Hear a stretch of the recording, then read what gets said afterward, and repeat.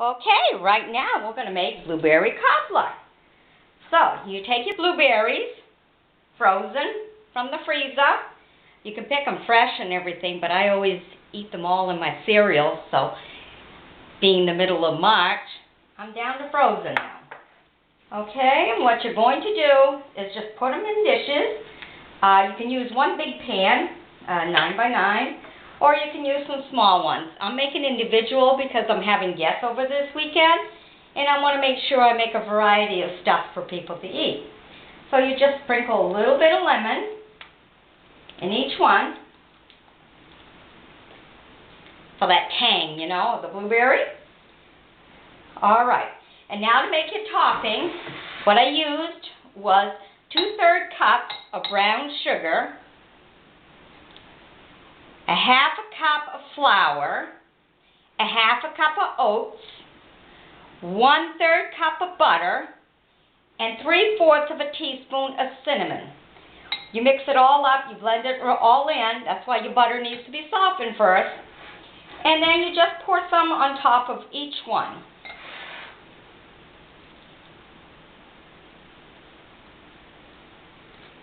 It'll mix itself all up. I mean, you know, just cook on top, and you don't have to have it completely all covered, you know, like you would a pie.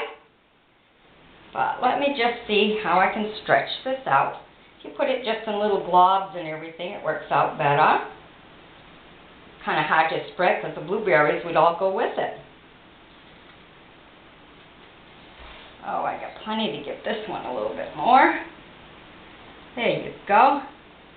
Okay, now I'm doing it in these little dishes, so I'm going to bake it at 350, roughly 25 minutes.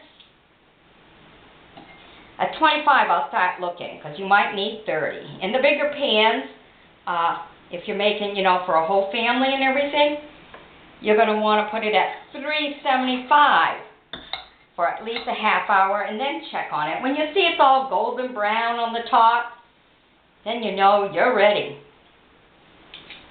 Okay. There we go. Now I'm all set to put this in the oven. And I have another dessert made. If you check my other video, I already done strawberry pie. Okay, and here you go. Bake them in the oven. I'm baking these at 350 for a half hour. Now, this is really good for people who live alone, elderly or single people. To do them in these small dishes, they're really worth the investment because you can always pop them in a Ziploc bag, stick them in the freezer, and have them when you want to. So when you're feeling good, you can bake a bunch, stick them in the freezer, and when you're not feeling so well, you're still going to eat good because you pop it out and warm it back up, or let it come to room temperature, put some whipped cream on top, you're golden.